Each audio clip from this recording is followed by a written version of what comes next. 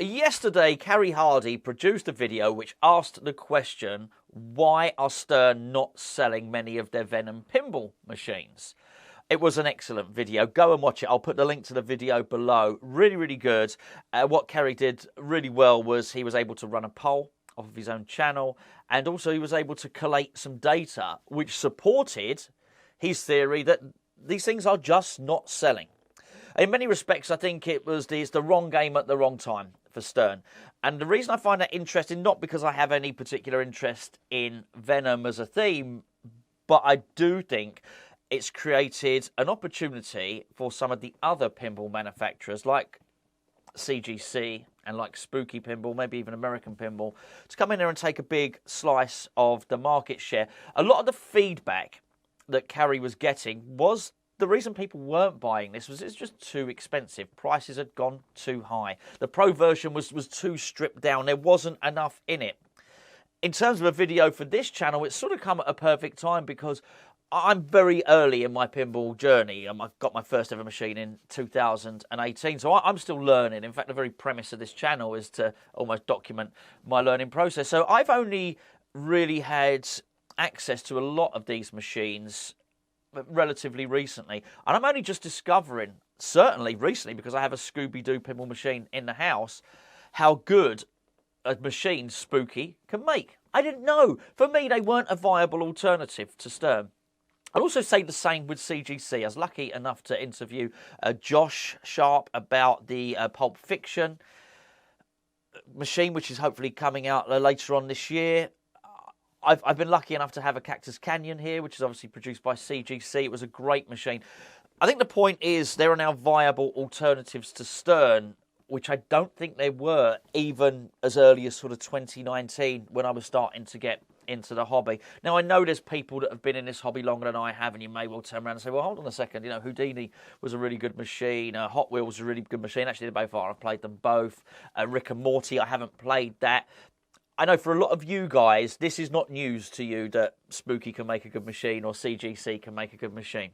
So I'm a little bit behind you in those terms, but looking at the pricing and looking at the price differences between the Stern and in particular a Jersey Jack, I do think now there's a serious decision to make. I just want to go back to the Stern thing for a little moment first. Venom is an interesting one, an interesting theme.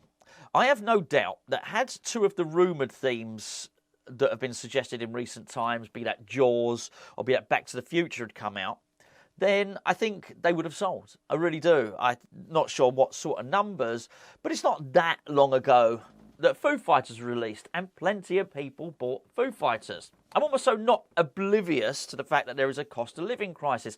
Everything is more expensive now. Pinball machines have risen in price. I absolutely get it.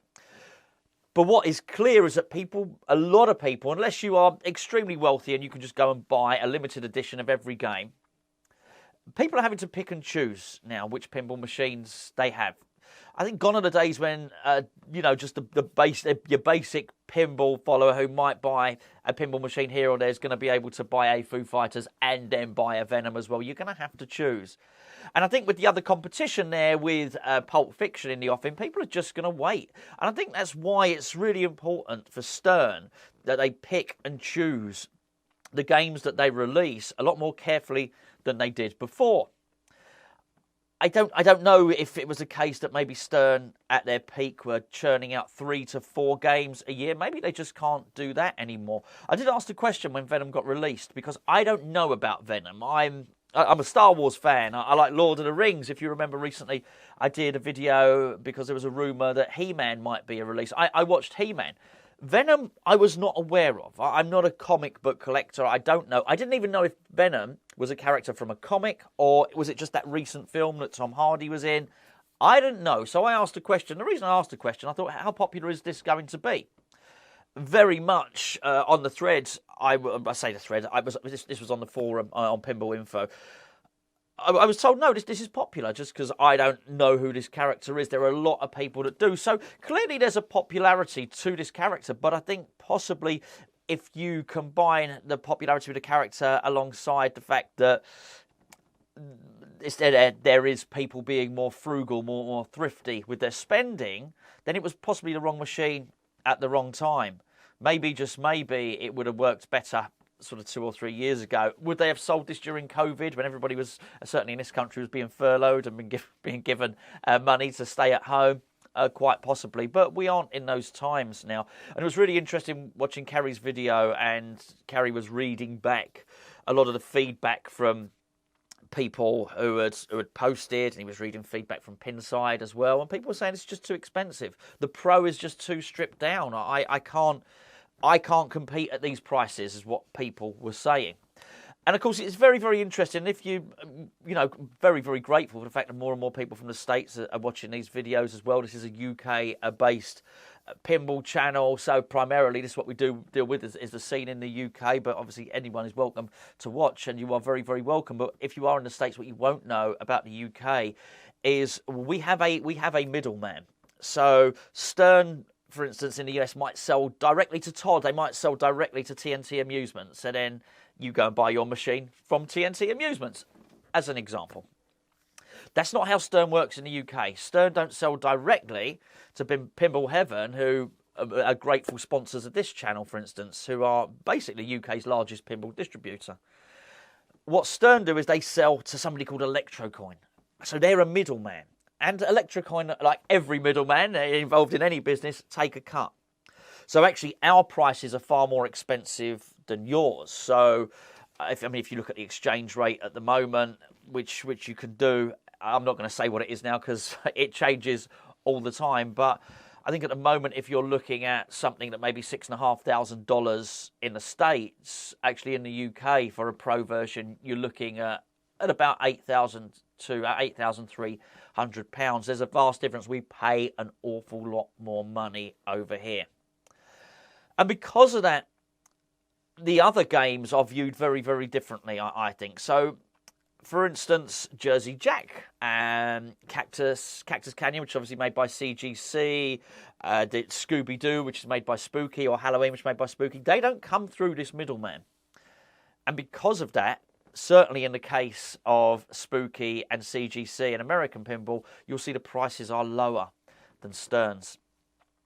And that makes them, I think, a viable alternative, but only a viable alternative if they make good games. And I have to say, my attitude has totally changed on this. I really enjoy this Foo Fighters. It is a very good game. The shots are really good. The code out the box was good. I know they've improved on it even more since then. Jack Danger has put a lot of love into this machine. The shots are excellent, but there are no toys on it. And because of that, I run a series on this channel, you won't see it, it's just off camera at the moment, which is a top 50, my top 50 pinball machines, sort of ranked in order. A lot of that is not just based on having brilliant shots. Some of it is based on how people that are not into pinball, friends of mine that will come around maybe just for a barbecue, who have no interest in pinball at all, want to play machines. So I often factor in how approachable a game is for somebody that's just looking at a pinball machine for the first time. This is not approachable. This is not approachable. It's too hard. It's too fast. There's no toys on it. People I find that like a new game, like to play pinball for the first time, they like a bash toy, they like the theme to be very obvious as to what it is. It needs to be welcoming. I think more importantly, it needs to be intuitive. These new games aren't that. But anyway, my point is that is a very, very good game, but it is completely stripped down. Compare that to Scooby-Doo, and there really is no comparison at all. It's packed full of toys. Maybe it isn't a better game. If I'm honest, has it got better shots? No, it doesn't, but there's a lot more going on. It's got 2 playfields, Scooby-Doo, for a start. I am aware that I probably have I've got a collector's edition of Scooby-Doo, and that's just a Pro, so I'm not comparing apples with apples. But if we do that with some of the other manufacturers, then you do start to get a more favourable outcome, because even having played Halloween, even not going for the collector's edition of Halloween, it's still significantly more packed than that. Actually, during my trip to Pinball Heaven, I was able to play Legends of Valhalla for the first time. Now, I know this is something that's not universally loved by everybody, but not everybody that plays pinball is an expert player. And I don't know, as I understand it, they're very, very good players. We got bored and tired with Legends of Valhalla. Well, I'm not an expert player, and I absolutely loved it because it did have toys. It had loads of magnets, had the bash toy, it had everything. It had a boat which ejected balls for the multi-ball. It was really, really good, and I was very impressed with it. And again, it became a viable alternative. And I do think it's really important when you're discussing viable alternatives, because the machine has to play well and the machine has to be of a certain quality. We were lucky enough to have Cactus Canyon here, and I loved it. I absolutely loved it. I would have Cactus Canyon back again in an absolute heartbeat. But it is a re-theme. It's not a re-theme. It's a remake. It's a remake and an improvement, I think, on the original Cactus Canyon. And of course, we had Josh on saying that himself and Lyman were finishing the code and doing an updated code. But actually, when you look at what you got for the price point of that machine, there's no comparison between that and that. Yes, Cactus Canyon is an easier game, but you are getting a lot more pinball machine than what you're getting with the Stern there. It's not the case with everybody. We've had, as I say, thank you so much to Pinball Heaven, who've given me access to so many machines. Because of that, I've had a Pinball Brothers Alien here. I love the theme. I just wish somebody else had made it. And the reason for that is I don't think the build quality is great. The flippers don't feel right. To me, it doesn't. I just can't class it in that top tier of pinball machines. I'd say certainly there's been a few that have been like that I've played, and they just don't feel right, and they don't feel the same.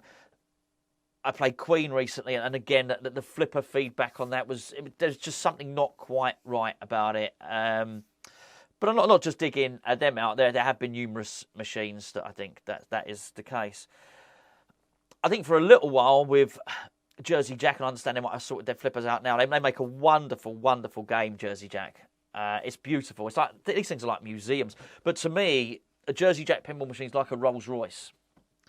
I think they're beautifully made. I think they're wonderful. But I'm never going to drive. I'm not drive one. I guess I get to drive them because every so often I get to play them. But I'll never own a Jersey Jack because it's just too pricey.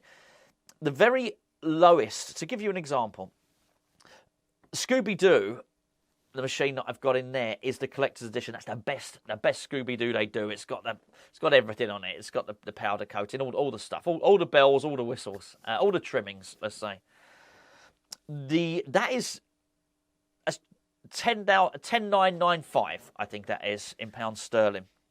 The very worst Jersey Jack Godfather you can get, I believe, is 12,995. So the worst Jersey Jack is still £2,000 more than the best spooky pinball. And I don't know. I've not played The Godfather yet. I'd love to play The Godfather, but as I say, it's a Rolls Royce. It's out of reach. You know, I'm looking at Fords. I'm looking at Fords here. You know, I'm not looking at Rolls Royces. And I think there comes a price point in that. However, when you look at what Spooky have done, I think certainly with Halloween, I've not had the opportunity to spend much time with. Well, I've never played Rick and Morty. I've not had much time on a Total Nuclear Annihilation, but they're producing good pinball machines. They really are. I have played Oktoberfest, which is American Pinball. Thought it was a really good machine, like a Bally Williams machine in many respects. I played Hot Wheels, which I thought was really good as well. Legends of Valhalla, I've already discussed. I've obviously they have the is it Galactic Tank Force, I think is the new one. Clearly I've not played that yet. I'm not even sure it's been released yet. My point is these become viable alternatives, and when you look on, for instance, the Pinball Heaven website, and you look at the price of Pulp Fiction, which you've got Mark Ritchie who's designed that, a wonderful team who are behind it all, which we were lucky enough to speak to Josh a couple of days ago. If you factor in how good that pinball machine is going to be, and then you place it alongside the fact that we already know from Cactus Canyon, from Monster Bash remake or whatever remake it is, we know the Chicago Gaming Company can make a really great pinball machine. Pulp Fiction, the lowest model, is the same price, and I say this will fluctuate depending on which time you watch this video. The Pulp Fiction is the same price as this. There's no comparison. I've not seen a Pulp Fiction yet, but I'm certainly willing to. I'm willing to have a healthy bet on the fact that there's a lot more in it. We can see it. We've seen the reveals. It's packed full of toys. It's okay. Does it have the screen? But no, it doesn't have the screen. But an LCD screen. I mean, a tenner penny. Come on. You could pick up an LCD screen off eBay for not a lot. Stern don't pay much for their LCD screens. I think it's fair to say. You know, they buy them in bulk. I doubt they're paying more than $50 for an LCD screen. When factored into a pinball machine that costs thousands, it's not really that big a deal. Yet it seems Chicago Gaming Company, American Pinball and Spooky Pinball are able to get their pinball machines out to market at a price point that makes them viable alternatives. They really are.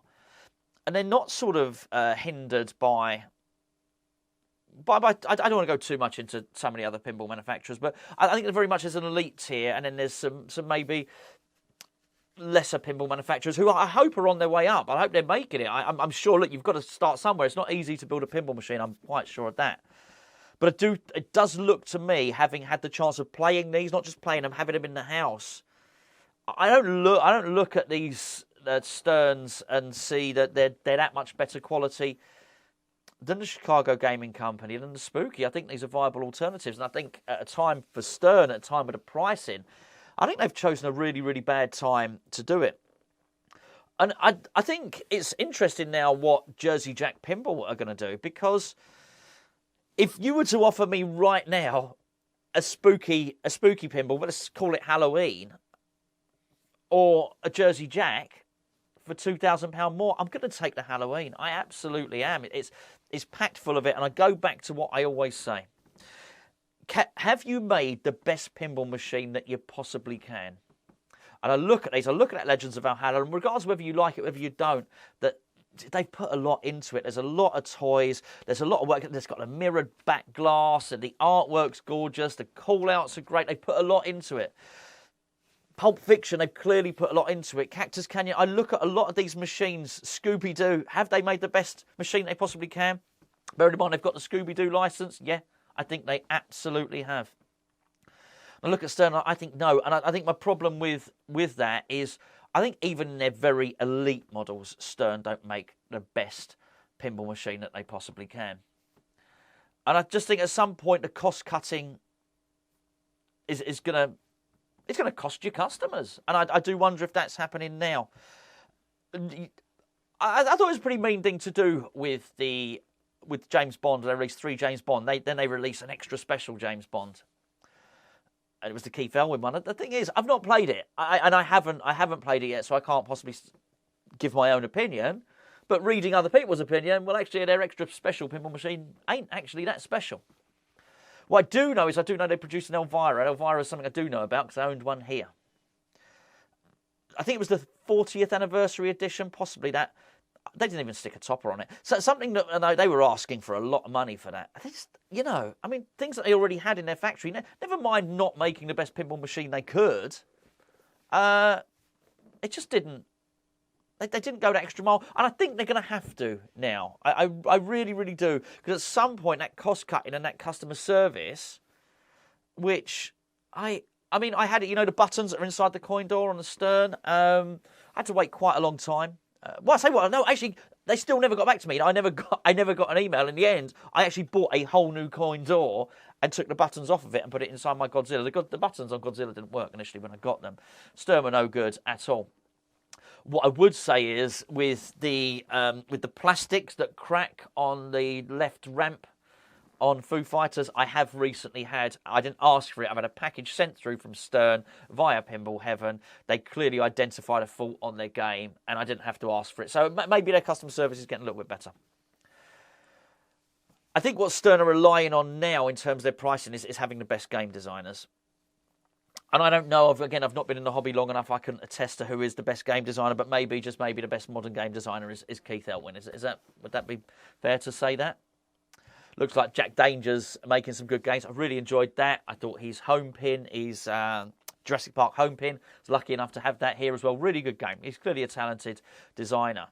So maybe that's where Stern are going. They're relying on their games having innovative shots, and that's the way. And there's still going to be a lot in there. And I think if you're a really, really good player, you're going to have the latest Elwyn game. You're just going to have to. But there are a whole load of people who are in the pinball hobby who aren't really good players. I still, to this day, and I've Deadpool. Deadpool is a game that I've had for a few years now.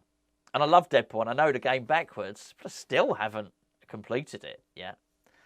And people would say, very good pinball players would say that that's not a deep game. And I know it's not. And I know people. I know I know Greg down in Swanage, who's a really good player. I know he got rid of his Deadpool because I think he'd clocked it. He was regularly getting really high scores, so it no longer became an effort for him. And absolutely, he's going to want to get a new game. For me, it's still there, and it's still a lot of these games that don't have the massive depth. They still offer up an awful lot. I mean, I was happy to play Dolly Parton every day. Funny enough, very rarely would I light everything on that. But maybe there's a benefit to not being great at pinball. But I do think Stern have got something. They've got a little problem on their hands now.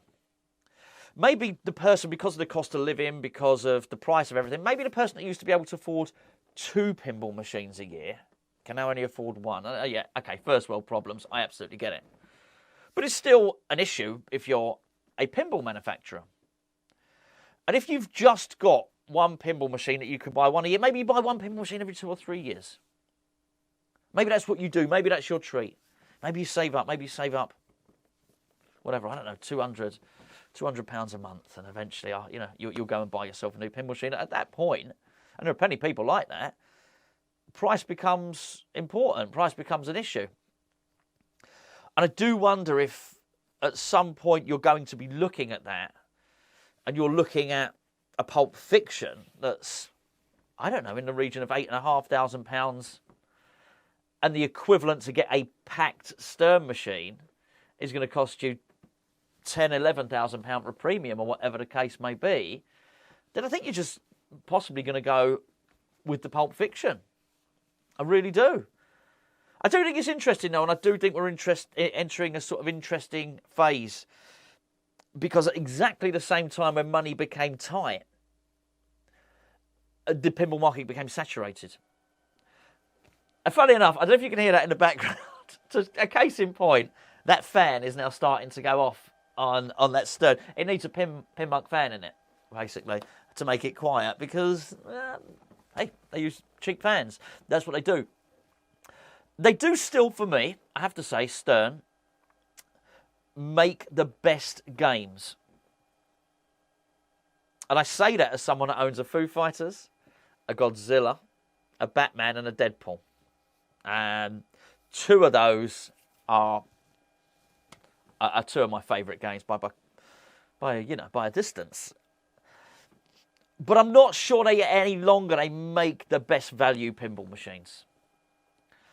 And I think if all you care about is shots and deep code and learning a range, that's what you're going to do, then you're always going to get a Stern. But I think if other things become a factor, like fun, like value, like toys, bash toys, mechanisms, then maybe you're going to choose something else. So I do think there's pressure now on Stern. I don't know what their profit sheet is like, but I suspect they look at it closely, because they do seem to. They do seem to sort of bite at the margins, don't they? They do seem to try and squeeze the margins in a lot of the stuff they incorporate in the machines. It goes back to that. Are they making the very best pinball machine that they can? They don't need to put those flat plastics up. They can put a model in there. A moulded model, a pre-moulded model, which would probably get mass-produced in China. It's not going to cost much at all. It really isn't. Again, that pinball machine costs thousands of pounds. They put the tour bus, the van on it, is a flat piece of plastic. How much does a flat piece of plastic cost? I don't know. $1, $2, something like that. To actually get a moulded van, it doesn't have to be as big and as grand as the one on the premium, but a moulded plastic 3D van on there, tour bus. Let's be fair, they could probably get it made in China for £2, £3, £4, something like that. In terms of the bill of materials, it's hardly that much, bearing in mind how expensive these pinball machines are. And I think that's just that's the sort of vibe I'm getting from CGC, from American Pinball, and certainly from Spooky. And certainly having spoken to Spooky and CGC in the last few weeks, they get back to you, they reply. And that's a massive thing as well. And I think if you factor in that level of customer service, factor in the pricing, factor in the fact that there's just more toys. I have kids. They walk up. The Scooby-Doo. They walk up to it and say, "Wow, look at that! got all those flippers, got all those toys, got Scooby-Doo's head popping out of a barrel. Don't need to do that.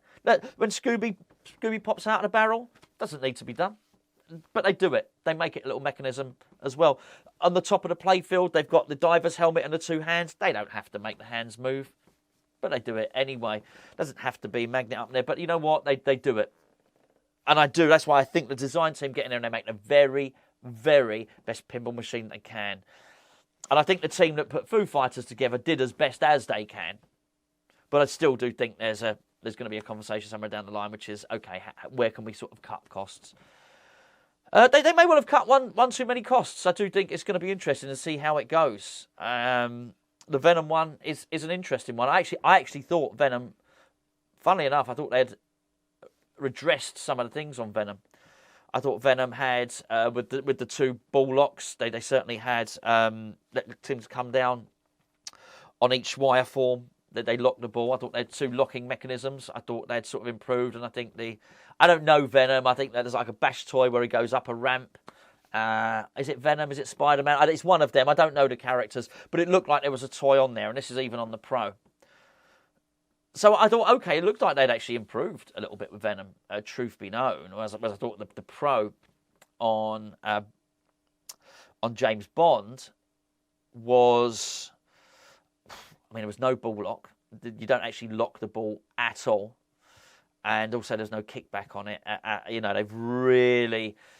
It was really evident that a couple of things were missing on there. Although they did have the ejector seat out of the Aston Martin DB5, which I thought was nice. That bit was nice. It's not all bad from Stern. It's really not. I think they make really good pinball machines. But at the price point now, I do think there are some other alternatives. And I'd be really interested to know what you think.